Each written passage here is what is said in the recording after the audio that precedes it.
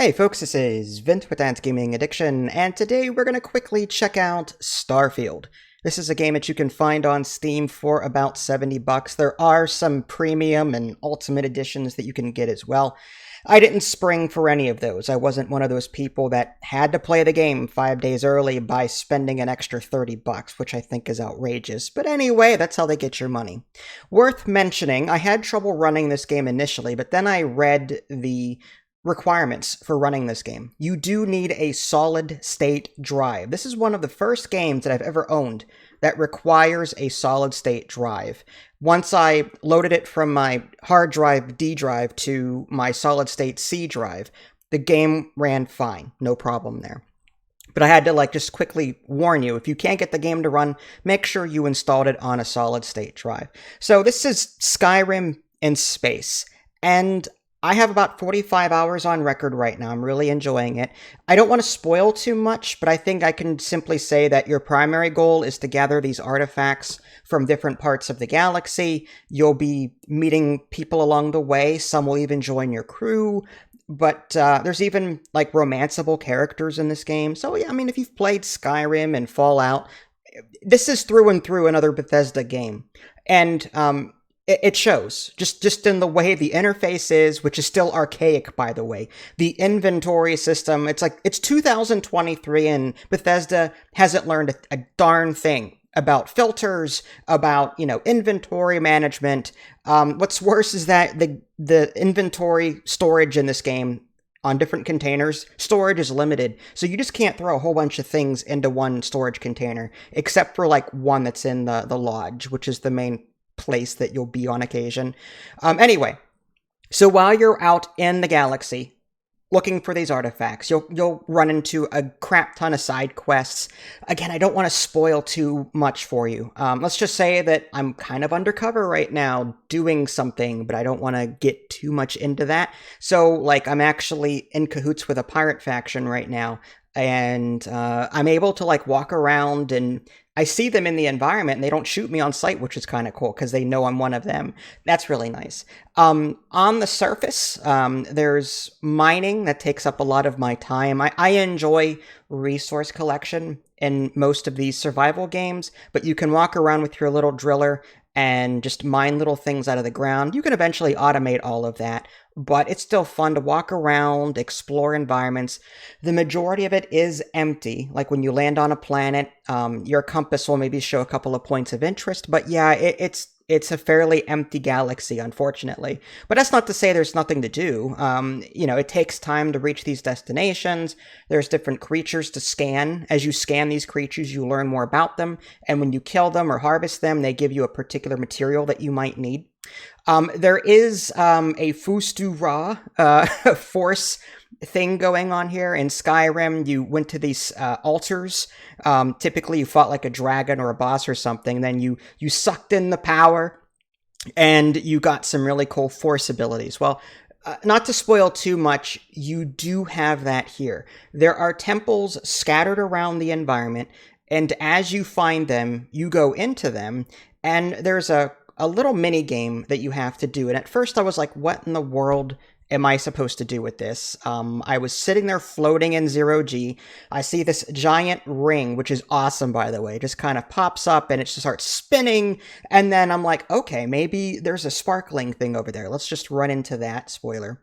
And if you do that enough times, you'll be able to sort of gather that particular ability. Different temples will give you different abilities. And I've got I want to say 5 or 6, and you can have one active. Yes, there's a push, like a shout, like in Skyrim, where you can force people backwards. But the animation and the sound and the music, it sounded like something out of Interstellar, which that movie, I don't know. Excuse me. I loved Interstellar, and I loved the sound, except for the deafening part where it got really loud really quick. Well, that's just design. Anyway, so getting back to the whole, magical powers thing. Yes, there are magical powers. You have to find them in the environment just like you would in Skyrim. Now, if you hit tab, you'll open up your your character menu. You'll be able to see all of the force abilities that you've unlocked at that point in time. And there's even essences that you'll be picking up along the way too, which, will, help you with the regeneration part of it. But yeah, there's like gravity wave, precognition. You can create like an oxygen-rich atmosphere around your person if the planet that you're on is hostile. Yes, you do need to put your helmet on in a hostile environment, otherwise you can die. You get like hypothermia and other things.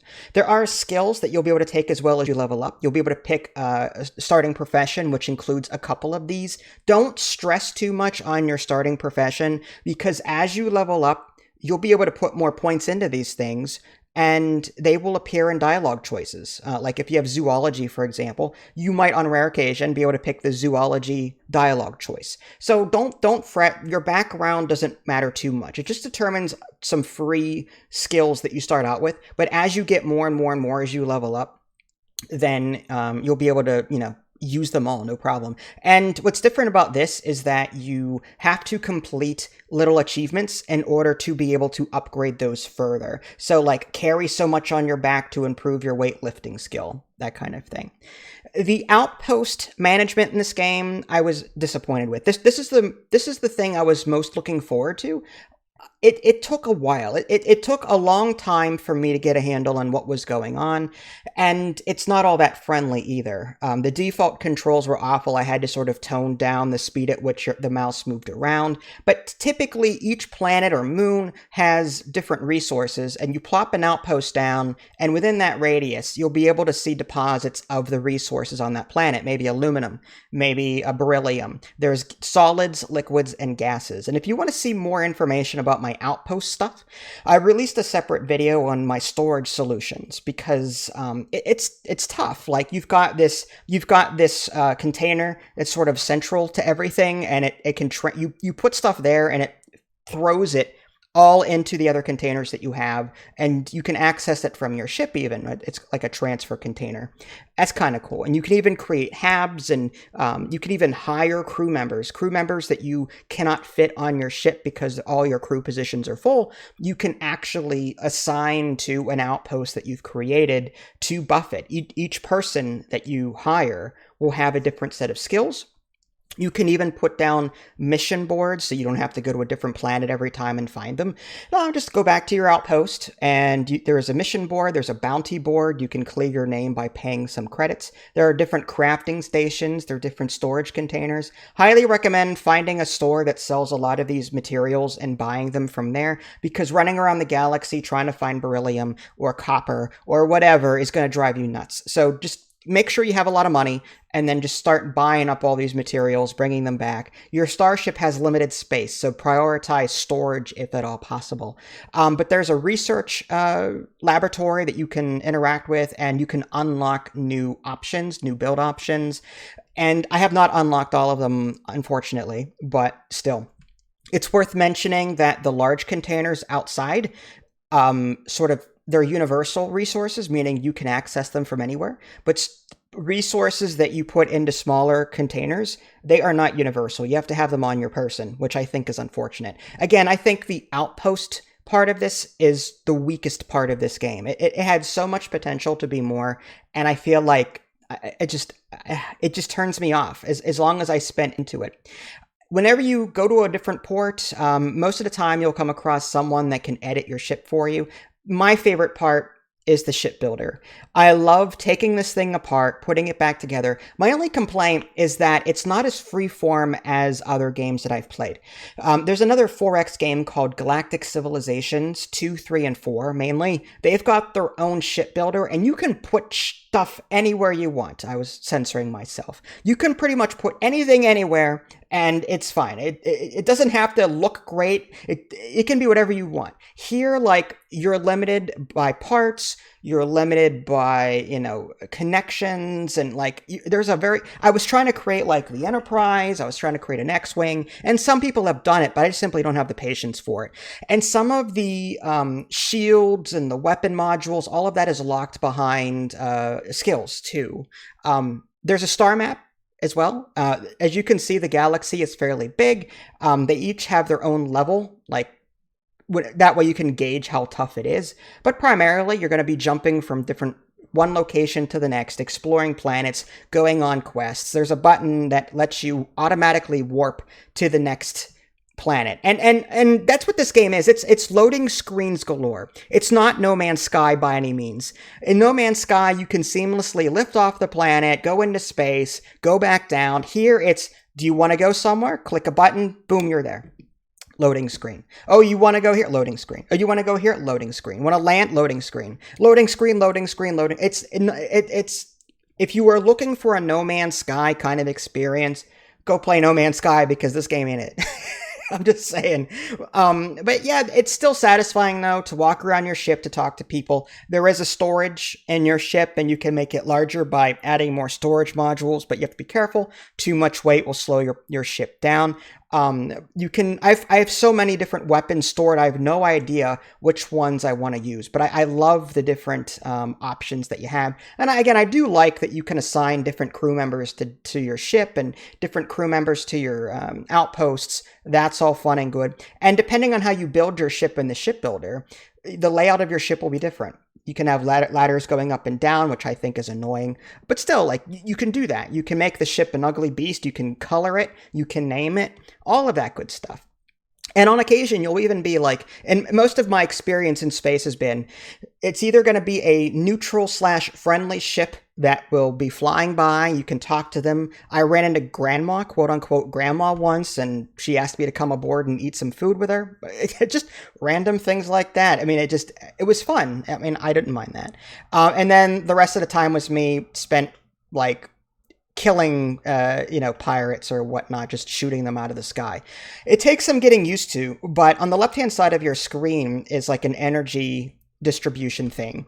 And you'll be able to use the arrow keys to divert power from shields. Like you've got a reactor power bar, and you're going to be, on a regular basis, adjusting the power settings so that you can put more into shields or to lasers or to whatever weapons you have, to your engines, your grav drive. It's completely up to you.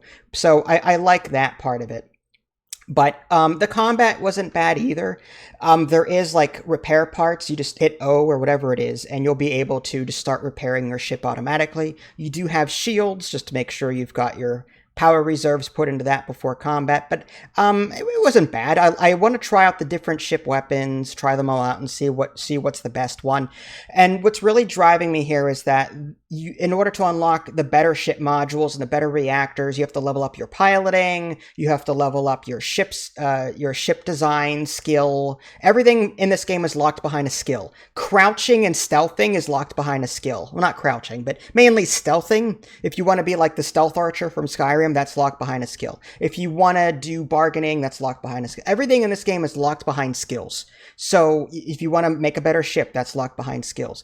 If you want to do this particular thing, like scan the planet, find out more about it, that's locked behind a skill. And there are upgrades to those skills as well. So I'm always at odds and ends trying to figure out what skills I want to improve. But yeah, most of my time in space has just been shooting stuff down, but I don't spend a whole lot of time here. Really. Ground combat, on the other hand, is there's loot everywhere. I just go what I normally I do what I normally do, and I weigh out the weight versus value ratio. I look for things that are super light and have a lot of value, typically guns, not uniforms because those are heavy, but weapons, or there's even materials that you can pick up for your outpost crafting, that kind of thing. But one thing I don't like is that when you're looking at someone's inventory, it doesn't tell you, like a Grendel. Like, what the heck is a Grendel? And then you pick it up. Oh, it's a gun. But what's its value? What's its weight? It doesn't tell you in the menu that you can pick up stuff in. So, like, I wish the game gave me more informed information so that I can, make a decision based on whether or not I want to pick it up or drop it or whatnot. The combat is fine. There's so many different guns in this game. Like, there's a lot. Ammo, I don't know which one to pick, honestly. Speaking of picking, there's lock picking. In this game, you're given a series of, like, circles with little notches in them. You pick one, and then you use the arrow keys to sort of move it around and try and fit it in all the holes. And you have to use the right ring with notches in the right set of holes in order to unlock it. So it's a bit of a puzzle. You have to play, and some of them are dummies. Like, some of them don't even fit.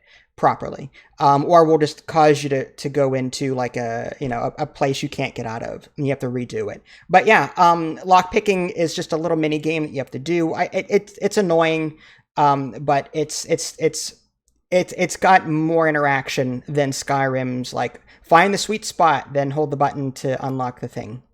So that's cool.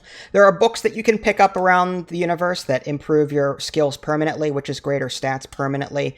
Again, combat in this game, satisfying. It's not bad. I love going. I love going off the rails, picking a location and just exploring it. Sometimes the place will be empty. Sometimes the place will be full of killer robots. There are different factions in this game, so you never know who you're going to run into next. But again, it's one big loot fest. The problem is the game doesn't give you a whole lot of places to store it. The storage in this game is awful. That's why I highly recommend getting an outpost down, getting some storage containers, and dumping things there, figuring that out. Because otherwise, you're going to be frustrated trying to find a place for all the cool stuff that you pick up. I'm one of those people that hoards everything, so I find myself on occasion always going back to my outpost and depositing. Luckily, like I said, you have many outposts too, so you can be a nomad if you want. All in all, this game isn't bad. Again, 45 hours in, I have not beaten the game yet. I feel like I'm getting my money's worth out of it. It's just, this game disappoints me in a couple of ways, in that I feel like Bethesda has had plenty of time since Skyrim to make quality of life improvements to their games, and they chose instead to just do the same stupid thing. Again, inventory management, there's no sorting. I'm waiting for mods to fix stuff. In fact, there are mods already. On day one, there were mods to fix some of this crap that Bethesda left out. I'm just saying, like, that's a sign that you don't care, okay? And that you're out to... It's these AAA companies, I'm telling you. Like, there's competition now. These indie developers are actually competent. So, like, they think they can release a half-baked product and people will buy it. But no, not anymore. That being said, I am enjoying this so far. I sincerely hope Bethesda patches this and makes it better. Give me some inventory storage, sorting options. Make, quality of life improvements would be awesome. But as of right now, I'm enjoying it. I'm bummed about the whole Outpost thing. I feel like it could have been better than what it is, and more seamless and intuitive than what it is, but it's still fun. But all in all, I'm enjoying the experience, and I do want to see what happens. So there you go, Starfield. I do recommend this game, but if you're on the fence, maybe wait for a sale. This is Vince. Thanks for watching. I'll catch you all next time. Take care.